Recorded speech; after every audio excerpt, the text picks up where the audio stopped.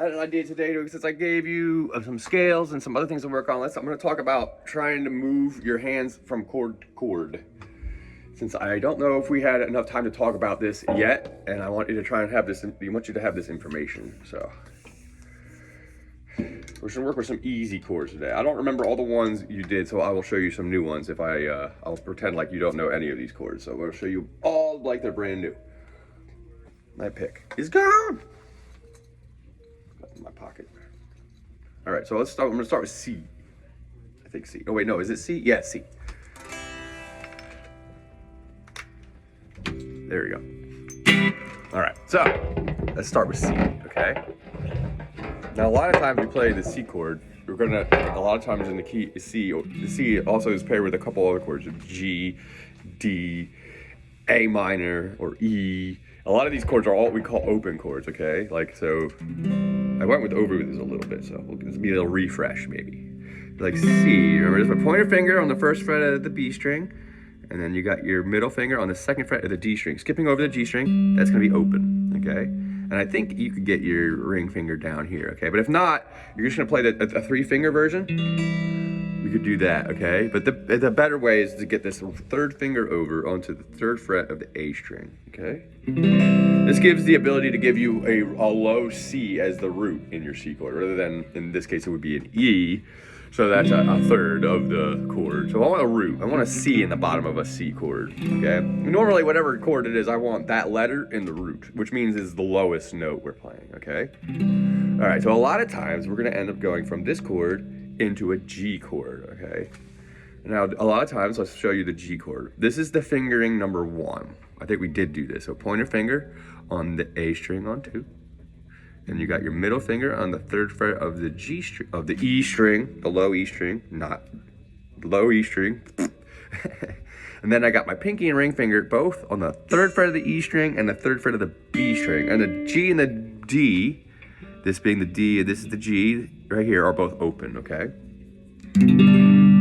Okay, now one trick from going to C to G all the time is you could just, well, one way I look at it is I always look at which are the two lowest fingers. In this case, when we go to G, it's going to be these two fingers, okay? We're going to switch. One of these two fingers is the low one. Your pointer finger is on the A string on 2, and your middle finger is on the third fret of the low E string. Okay, so one trick getting into this chord is focus on the pointer finger, and then the other ones will follow, okay? Or you can focus on the middle finger, since it's actually a little closer to the note we're going. I would prefer the second one, okay? Okay? That's two options there if you want to use this fingering of G. Now, however, not everybody wants to hold G this way because it takes 4 fingers, and you don't necessarily need 4 fingers to hold G. You could do it with 2, like this, okay? But then you got to mute the A string, so let's not make it that complicated, all right? Another option from C to G is we take these 2 fingers here and we just lower them 1 string, like that, okay? And then the trick is then you got to put your pinky on the high E string, which was kind of hard. This tends to be a little bit more advanced way of doing this. But some people could just do it right away. It's not like it's really hard. It's just a little weirder than the other one. So, but the trick with this is now we can go C, G real fast. And I sometimes keep my pinky on the whole time, even when I'm playing C. You know what I mean? Because G, this high note, is also part of the C chord. We could take it off too. But I like it all.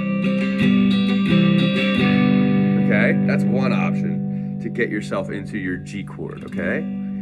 All right, that's that's pretty much like the only ones that I really show, because where you're starting from, that's kind of all you need, okay? Just make sure when you do this, you take the pointer finger off the B string all in one from the C, okay? All right, now let's talk about G going to, let's say in this progression, we're gonna go C to G to D, okay? And this, we're gonna do I'm gonna do the Hey Joe song, because so the next chord will be A and then E.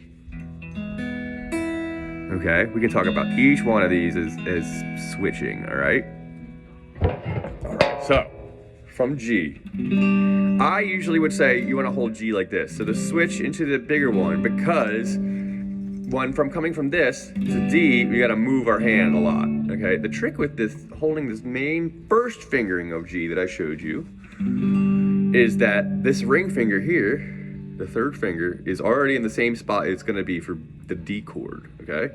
So I just leave that there. Take off all your other fingers and leave it, and then you're gonna put your pointer finger on the G string on 2, and then you're gonna put your middle finger on the E string on 2, okay? And that should be the easiest way to change. Okay, now if you wanted to hold G like this, for example, and then go into a D, it's gonna be trickier, okay? One thing you can do is keep the pinky where it is, and then build the whole D chord above it, and then pull that off, okay? That's one way I do it, because the pinky kind of like helps it so your middle finger knows where to go, okay? So from here, if you were doing the second fingering of G, like that, okay? So the trick from that is gonna be getting the pointer finger really in first, then the middle finger, and then the ring finger, okay? And you do want to hold the pinky off right away though. I just held it with, which gives it a G over on the top of the D, which is a sus4, which isn't really D. It is D, but it's a D sus4, not D major. So we want to go from there to there, okay? Can be tricky. I just showed you really fast, like that, okay? Now it's probably not going to be that easy to try it that way for you, but try and just hold this G from now on though. Whichever one's easier though, try and do what that is, but if they're both hard, then try the first one, okay? All right, now let's from D to A. Now there's 2 ways to hold A. The traditional way would be like this with 3 fingers, okay?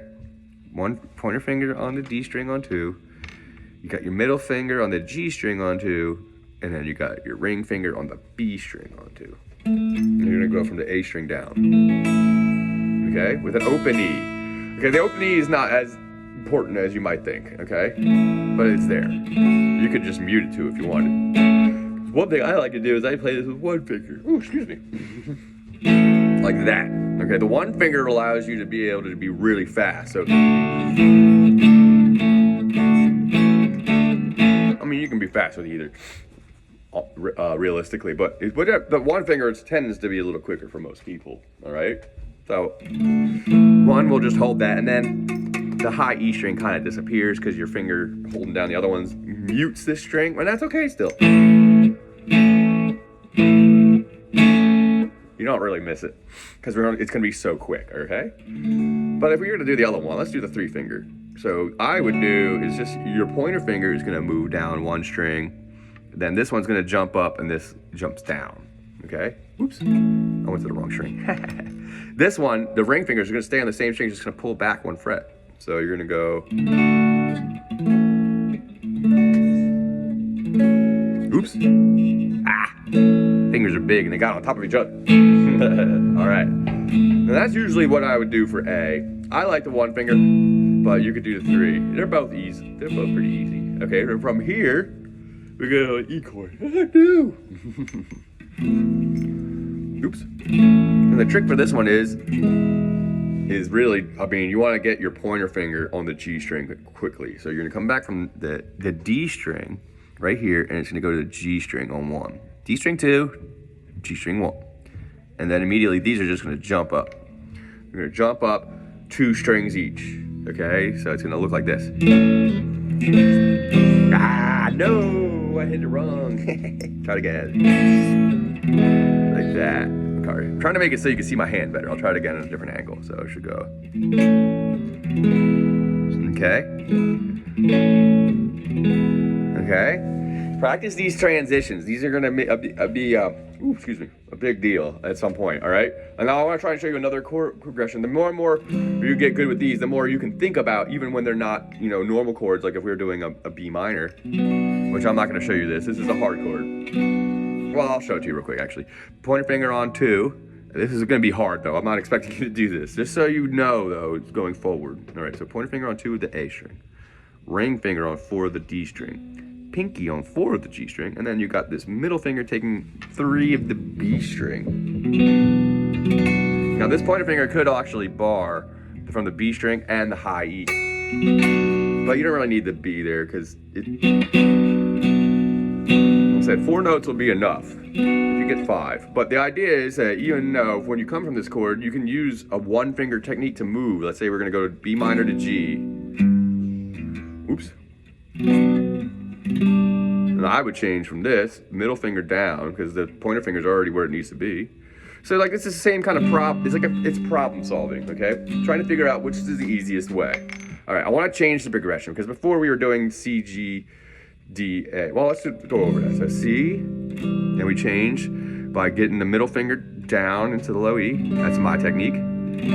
Okay, to G, to D, we're gonna keep the ring finger there. And then move the other ones. And then to A, we're just gonna move up our pointer finger up a string, and then the ring finger moves back 1, and the middle finger moves up 2 strings. And then we go to E, pointer finger on G, and then move the ring finger, middle finger up 2 strings.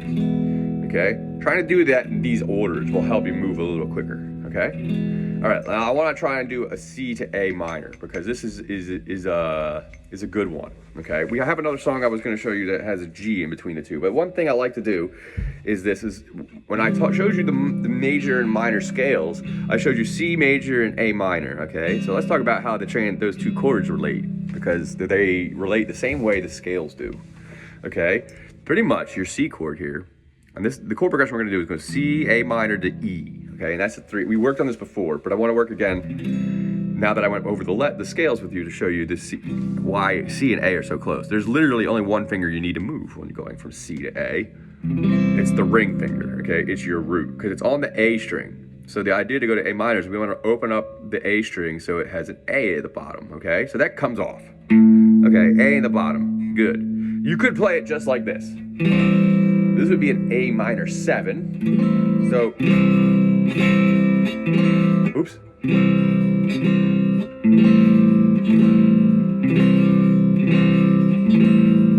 It's acceptable, okay? But a regular A minor would be one just extra, putting this finger from the A string on 3 and putting it underneath on the G string on 2, which is actually an A. So you get 2 A's for moving 1 finger. Okay? And then remember, we were talking about this one. A minor to E major is just a matter of moving all 3 of these fingers up 1 string each. Okay? C, let's do it 2 times. C, A minor, E major. We did do this before. I know we did. We do it 4 times. C again, 2. 1, 2, 3, 4 on A, 3, 4, and then E 4 times. And then you add a quick G. Let's say we did 3 times an E. 1, 2, 3, G, C, yeah, G. And this trick is on this. So we go G to C. You can keep the pinky there, okay? But what happens is then the pointer finger is going to come all the way back to the B string, and then the other ones are going to follow in suit. Okay? Try and use these for these chords now, trying to help you move from a chord to chord and try and make it quickly. The idea, again, is if you want to try and do the chord progression we did before, which was C to G to D to A to E. I'm pretty sure I wrote all these on the page, okay? And then the next progression was C to A minor to E. And then I threw a quick G in there. So if you want to do that too, try that. You know, I did that for 1 beat to show pretty much movements between all these chords. You could kind of like do that or not do that, and it sounds fine. So just the idea, just trying to get better moving chords, all right? All righty, see ya.